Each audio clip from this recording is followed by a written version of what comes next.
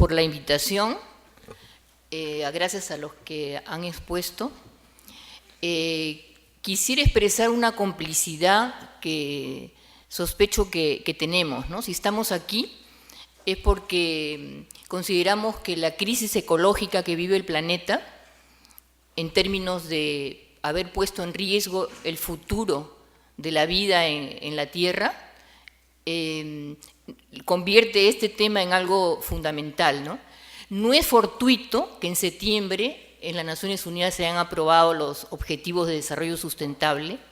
No es fortuito que acabe de haber hace unos meses en París la COP21 que ha suscrito acordado el Acuerdo de París para evitar que la temperatura promedio del planeta supere 2 grados, en principio para hacer esfuerzos para que no supere los 1.5 grados de elevación.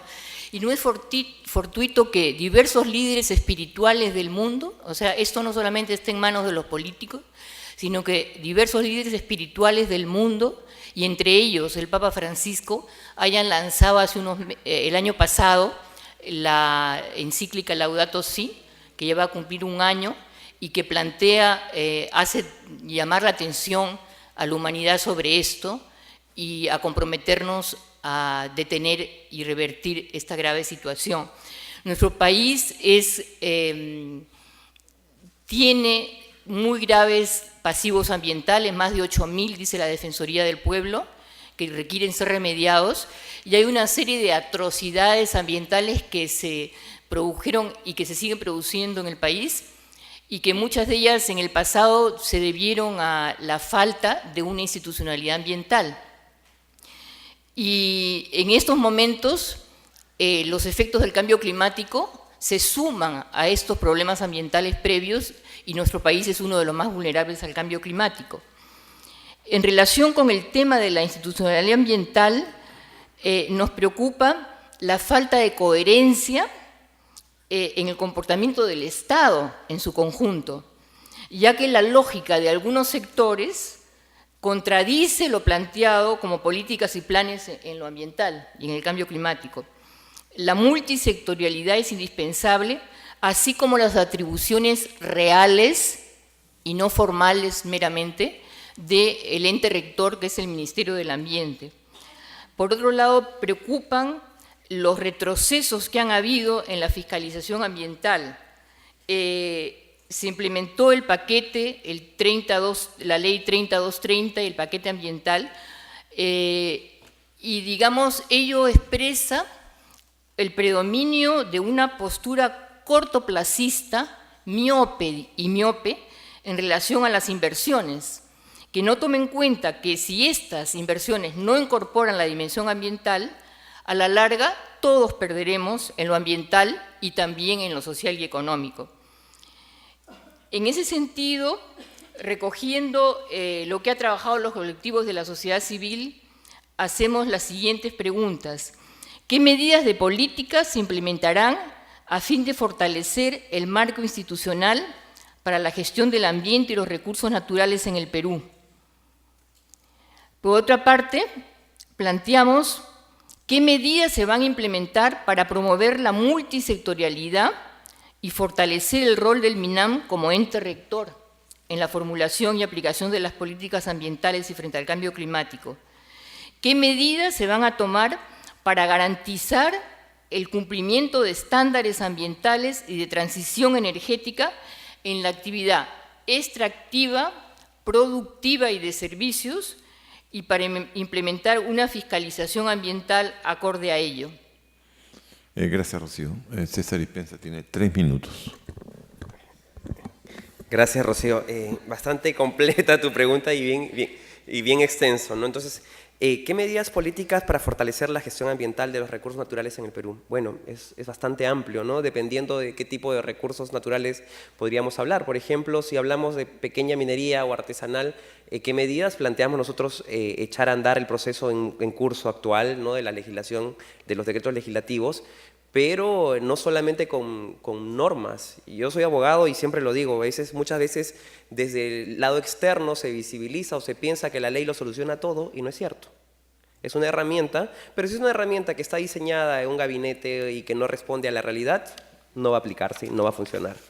Entonces, para ello tenemos que trabajar, articular quién emite la ley y quién la va a aplicar, es mi pregunta, ¿no? Entonces, tiene que haber algún mecanismo. Yo sé que a veces hay mucho cuestionamiento, por ejemplo, con las regiones, por ciertos temas vinculados al tema de corrupción, por así decirlo, en el caso de minería pequeña o artesanal o informal o ilegal. Pero creo que es oportuno, de alguna manera, generar estos mecanismos para que el gobierno nacional converse con las autoridades regionales y locales. Y desde Peruanos por el Cambio creemos que la voz para que eso suceda es justamente este Ministerio de Acompañamiento o Apoyo a las Regiones, donde la voz de las regiones, de los gobiernos regionales y locales esté presente y también nos permita desencadenar en los temas pendientes como el de la minería artesanal pequeña que están sin resolverse actualmente, ¿no? Esto lo digo no como un tema exclusivamente del Ministerio de Apoyo a las Regiones, es para generar una serie de procesos, porque yo no voy a quitarle las competencias de dar lineamientos o políticas al Ministerio de Energía y Minas, no se las voy a quitar al Ministerio del Ambiente, pero creemos que ante un diseño, una política, es más, hace poco quiero llevar un ejemplo, ¿no? Me dicen en una consultoría, defina usted una política o desarróllela. Le dije, para mí eso es poco serio. Yo no puedo desarrollar una política si no se genera un proceso de discusión y de articulación entre quienes van a estar involucrados en ese proceso. El otro tema de promover la multisectorialidad, creemos que es fundamental.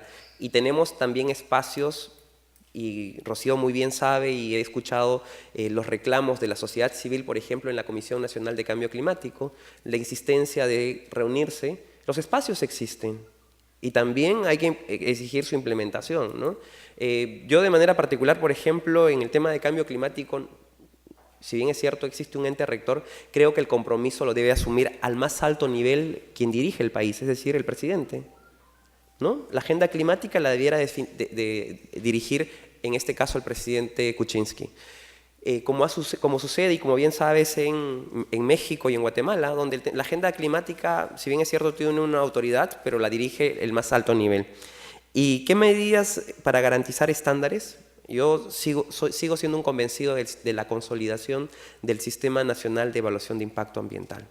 Hay temas que aún no se han implementado, hay sectores que no se han adecuado al sistema de evaluación de impacto ambiental, por eso no podemos seguir viendo cómo no solamente actividades de minería, hidrocarburos o pesca o papel, curtiembre, cemento, que son los que se han adecuado al sistema de evaluación de impacto ambiental. ¿Qué pasa con el tema de transportes y comunicaciones, con vivienda, construcción, saneamiento? Hay muchos otros temas de actividades con menor impacto, es cierto, pero que también requieren adecuarse al sistema de evaluación de impacto ambiental. Entonces, ahí yo diría, bueno, consolidar y que cada quien asuma lo que le toca y que ya la ley lo manda, ¿no? Gracias, César. Rocío tiene un minuto de repregunta, por favor. ¿Qué medidas se tomarán para articular la planificación con el financiamiento? Algo de eso se habló el otro día en el foro de la Universidad del Pacífico, ¿no? Tanto en lo interno, en lo que se refiere a los recursos del Estado peruano, como en relación con las contribuciones nacionales determinadas que Perú se ha comprometido ante la Convención Marco de Naciones Unidas. Se ha comprometido el Perú a contribuciones no condicionadas y condicionadas. Las no condicionadas son con recursos propios. Entonces, ¿qué medidas se van a tomar para garantizar recursos del Estado, pero también para promover proactivamente, el que el Perú reciba los fondos que se han aprobado internacionalmente para enfrentar el cambio climático? Gracias, Rocío. Si hablamos de los aportes nacionales, debemos señalar que a inicios de este año, el candidato Kuczynski fue el primero que se sumó a la convocatoria del WWF, donde invitó a sumarse y a comprometerse en la ratificación de este Acuerdo de París, ¿no? Yo también quiero precisar que, si bien es cierto, se habla de las condicionadas de un 30% de reducción de emisiones, nuestra propuesta va mucho más allá. Si veamos qué significa el Programa Nacional de Conservación de Bosques para la Mitigación del Cambio Climático. La meta del programa es reducir en 47,5 las emisiones de gases de efecto invernadero. Y nosotros lo planteamos así. Es más, en nuestro plan de gobierno es implementar y que se cumplan los objetivos del Programa Nacional de Conservación de Bosques, cuya meta al año 2021, que es la meta que donde empezaría a echar a andar los aportes nacionales, es la reducción del 47,5% de emisiones de gases de efecto invernadero vinculadas al tema forestal, por ejemplo, ¿no? ¿Qué pensamos hacer? Bueno, hace algunas semanas, de manera extraoficial, tuve una reunión informal con representantes del Banco Mundial en Washington y ellos han señalado claramente que existe cerca de 600 millones de dólares comprometidos para materia climática en el Perú y que no hay un norte, no hay una agenda, de alguna manera es lo que yo veo, porque digo, podemos echar a andar. Es más, solo con los recursos de la cooperación noruega, ¿no? que se firmó en la COP de Lima, hay recursos importantes. Creo que está en un proceso actual de titulación, de tenencia de tierra. ¿Cómo resolvemos este tema para poder consolidar o evitar la deforestación? ¿No? Entonces es un tema que se está echando a andar y tenemos por otro lado procesos, por ejemplo, como el PTR3 del BID para temas de titulación. Y nosotros también estamos generando los mecanismos para echar a andar este proceso que tiene cerca de 10 años pendiente de titulación de tierras de comunidades nativas. Entonces creemos que con todo ese proceso podemos hablar de medidas que garanticen y de alguna manera eviten la degradación o el impacto en el ambiente. Muy bien, gracias. Ahora es el segundo subtema que le toca también a Rocío, al de Villano, es regulación, recuerdo, es regulación económica nacional y compromisos internacionales, impacto en la institucionalidad ambiental.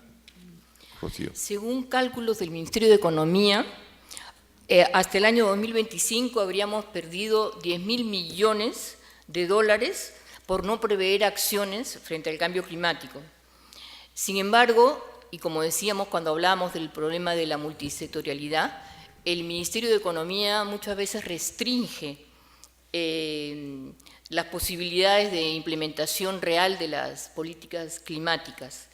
¿Qué políticas públicas de adaptación climática se implementarán en el marco de las medidas previstas en el Acuerdo de París para gestionar de manera planificada y preventiva los impactos del cambio climático, considerando particularmente los efectos de la deglaciación en los sistemas agrícolas tradicionales que sustentan aproximadamente el 80% de los alimentos que se consumen a nivel nacional?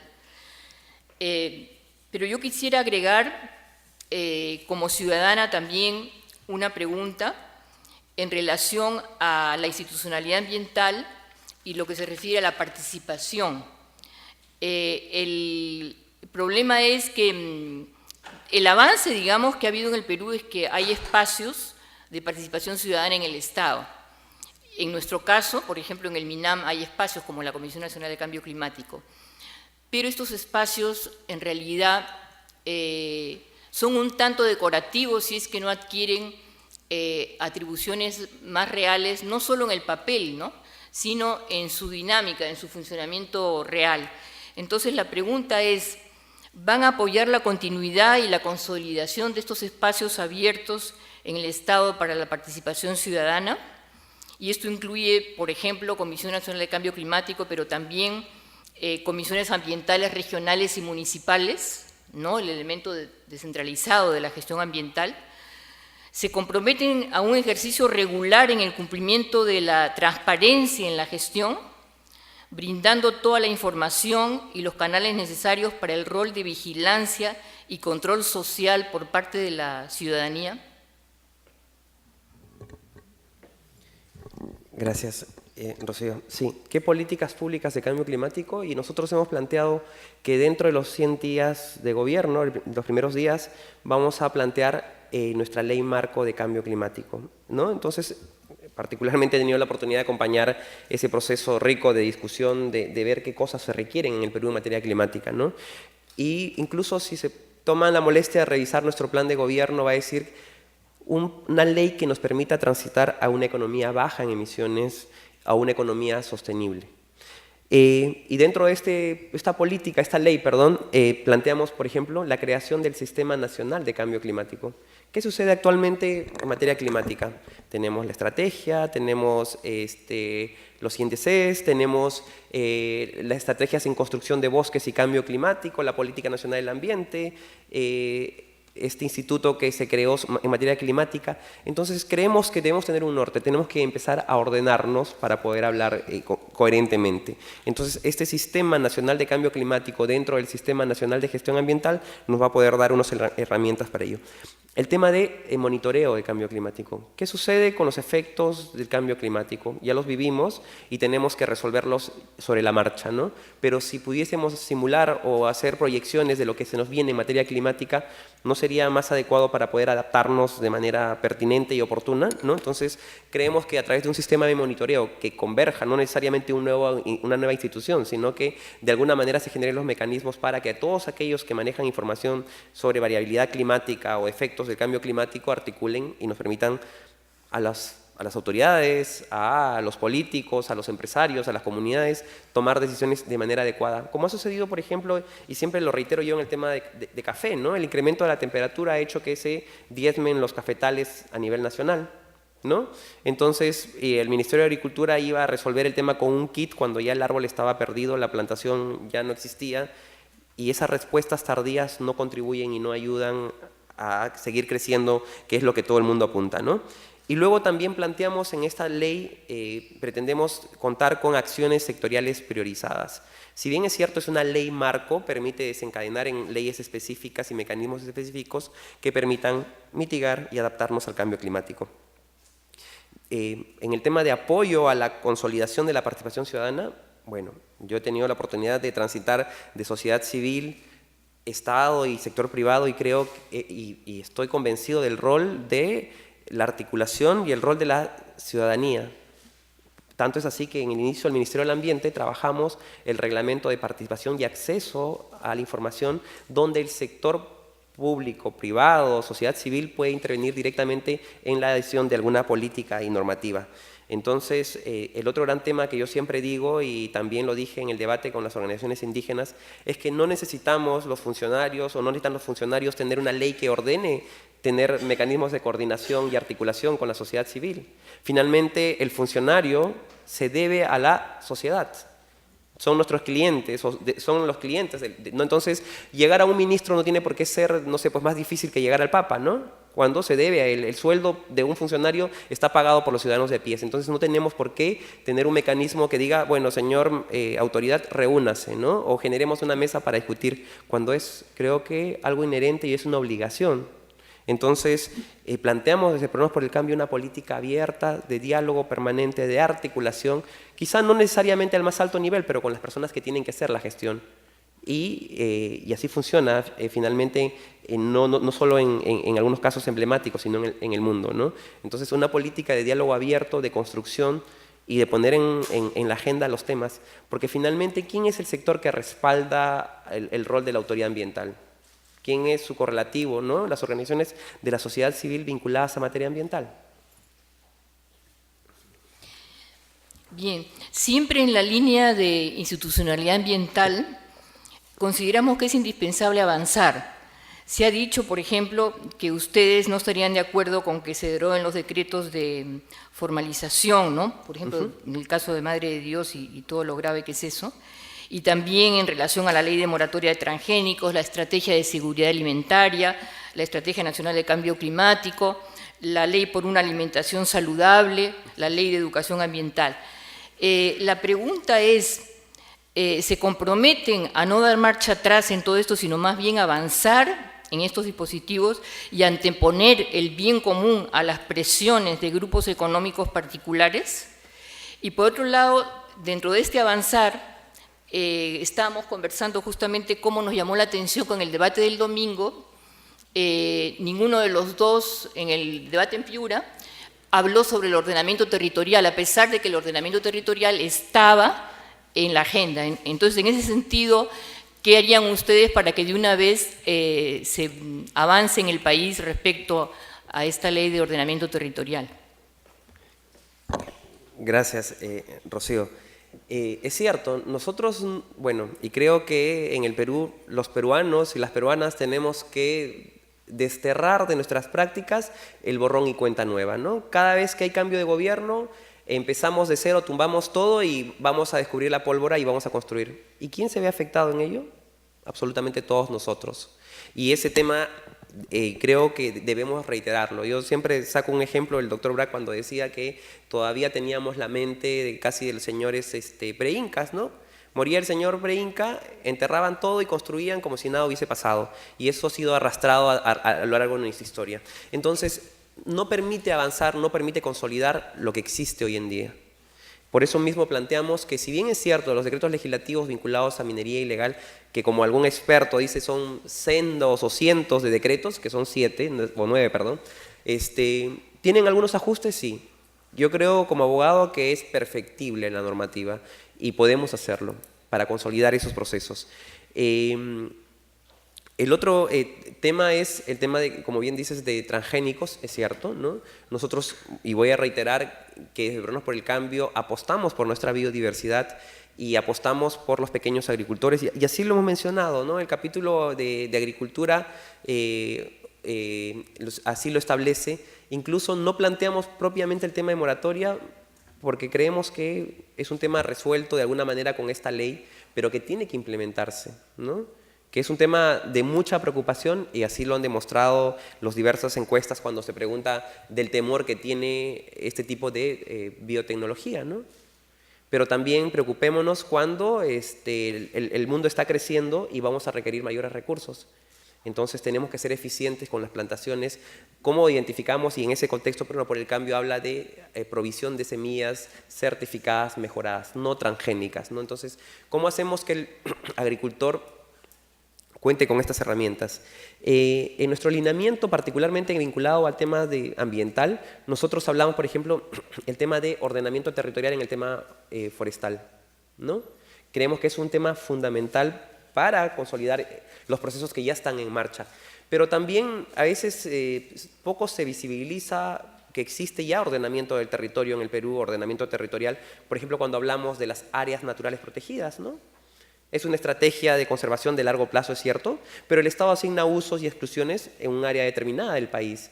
Entonces, bajo estas características que tenemos nuestras áreas naturales protegidas, ¿no? 75, creemos que podemos de manera particular replicar esto y asignar y articular a nivel nacional. No hemos hablado de una ley específicamente de ordenamiento territorial en nuestra propuesta, pero si en el transcurso del proceso, y creo yo que sí se requiere, generaremos los mecanismos para discutir y para plantear una propuesta.